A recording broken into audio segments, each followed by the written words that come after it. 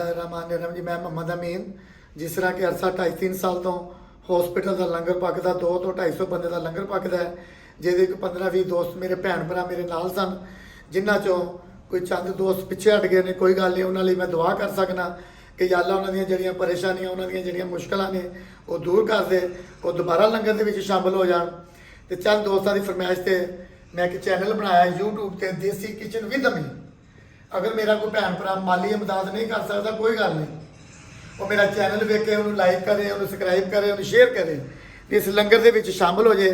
जिन्नी देर मेरी जिंदगी है या जिन्नी देर तुहाडे भैन भरावां दा तावन है तो लंगर पकदा रहेगा।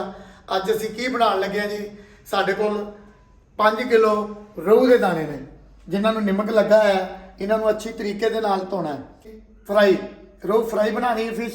सब तो पहले असीं इहनूं धोवांगे निमक वाले पानी नूं। मजीद इहदे च किहड़ियां चीज़ां पैणियां ने, साडे कोल जवैन है, 2 चम्मच असीं जवैन दे पाने ने, 1 चम्मच असीं काली मिर्च दा पाना है, 4 तो 5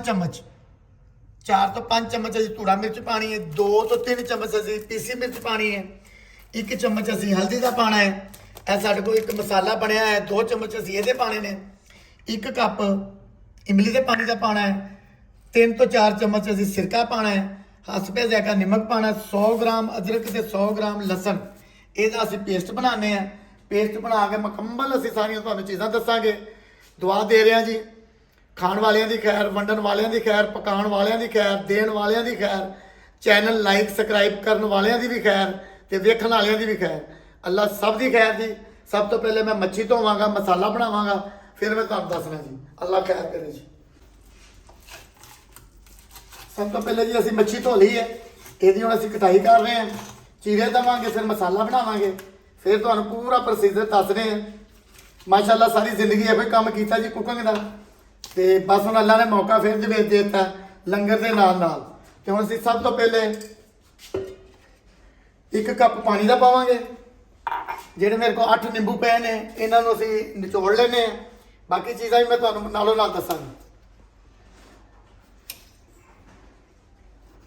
माशाअल्लाह जी 1 चम्मच असीं हल्दी का पाता है, 2 तो 3 चम्मच लाल मिर्च के पाते। अगर मसाला वध जाए तो घर रख सकते हो, कि जरूरी नहीं कि सारा लाना है।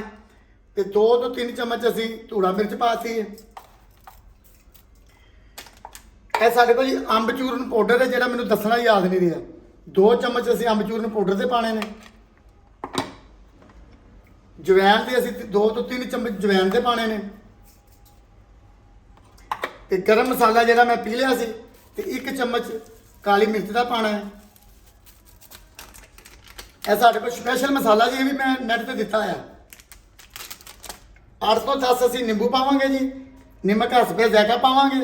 उस तो बाद मुकम्मल समान तो मैं सारा फिर भी दसना है। अल्लाह खैर करे जी, आमीन।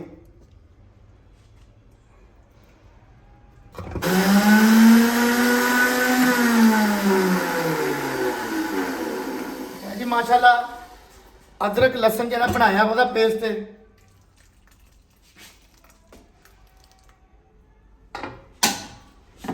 नमक पा लिया, हसबे ज़ायका हल्का जहा तुसीं ज़रदा रंग पा लेना। इनू सारे पहले सब तो मिक्स करना है।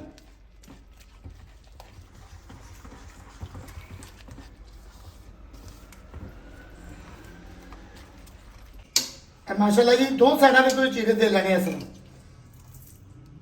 चीरे दे के इनू फिर चख लेना, नमक इन्ना ना हो, नमक हो तो तुम फिर दोबारा धो लेना।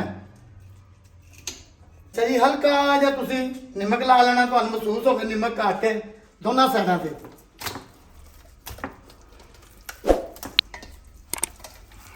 इन अच्छे तरीके थोड़ी जी जवैन ले लेनी है, 1 अद्धा चम्मच धूड़ा मिर्च लैनी है।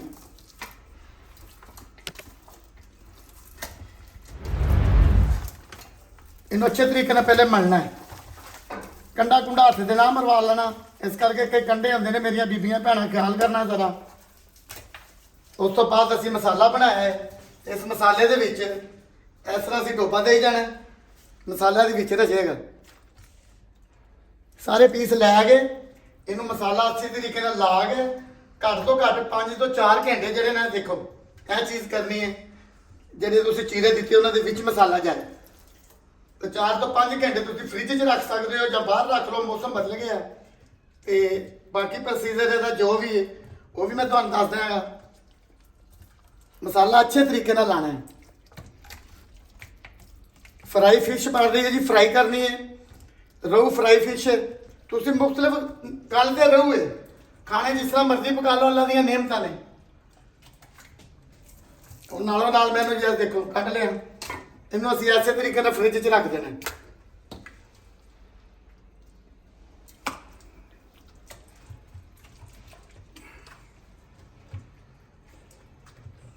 ਚਲਾ ਜੀ ਮੱਛੀ ਨੂੰ ਅਸੀਂ ਕੁਝ ਤੁਹਾਨੂੰ ਦੱਸਿਆ ਕਿ ਜਿਸ ਤਰ੍ਹਾਂ ਕਿ 24 ਘੰਟੇ ਮਸਾਲਾ ਲਾਵਾਂਗਾ। ਮਾਸ਼ਾਅੱਲਾ ਇਹਨੂੰ ਮੈਂ 2 ਦਿਨ ਮਸਾਲਾ ਲਾਇਆ। ਕੱਪੜੇ ਵੀ ਮੈਂ ਦੁਬਾਰਾ ਉਹੀ ਪਾ ਲੈਣੇ ਇਸ ਕਰਕੇ ਕਿ ਕਹਿੰਦੇ ਜਦੋਂ ਤੁਸੀਂ ਵੀਡੀਓ ਬਣਾਓ ਤੇ ਕੱਪੜੇ ਉਹੀ ਹੋਣੇ ਚਾਹੀਦੇ ਨੇ। ਮਾਸ਼ਾਅੱਲਾ ਮਸਾਲਾ ਬਹੁਤ ਰਚ ਗਿਆ। ਉਸ ਤਰਫ ਅਸੀਂ ਘਿਓ ਰੱਖ ਦਿੱਤਾ ਹੈ। ਹੁਣ ਅਸੀਂ ਮੱਛੀ ਫਰਾਈ ਕਰਨੇ ਆ ਜੀ।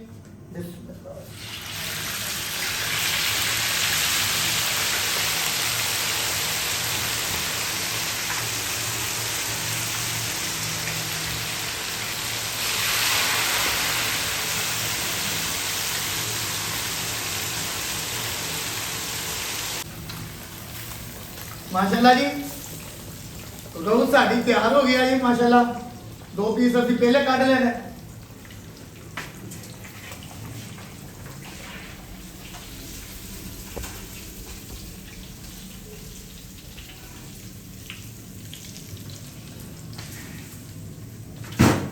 अच्छा जी इनू असी हुण वो चटनी है यूट्यूब फेसबुक के भी उत्ते मैं सुटी हुई है ਜਿਹੜੀ ਕਿ ਤੁਸੀਂ ਮੱਛੀ ਨਾਲ ਖਾ ਸਕਦੇ ਹੋ, ਭੱਲੇ ਪਕੌੜੀਆਂ ਨਾਲ ਖਾ ਸਕਦੇ ਹੋ, ਲੱਡੂ ਪੀਠੀਆਂ ਨਾਲ ਖਾ ਸਕਦੇ ਹੋ, ਸ਼ੱਕਰਕੰਦੀ ਵਗੈਰਾ ਨਾਲ ਖਾ ਸਕਦੇ ਹੋ, ਆਲੂ ਚਨੇ ਨਾਲ ਖਾ ਸਕਦੇ ਹੋ, ਪਰੌਂਠੇ ਨਾਲ ਖਾ ਸਕਦੇ ਹੋ।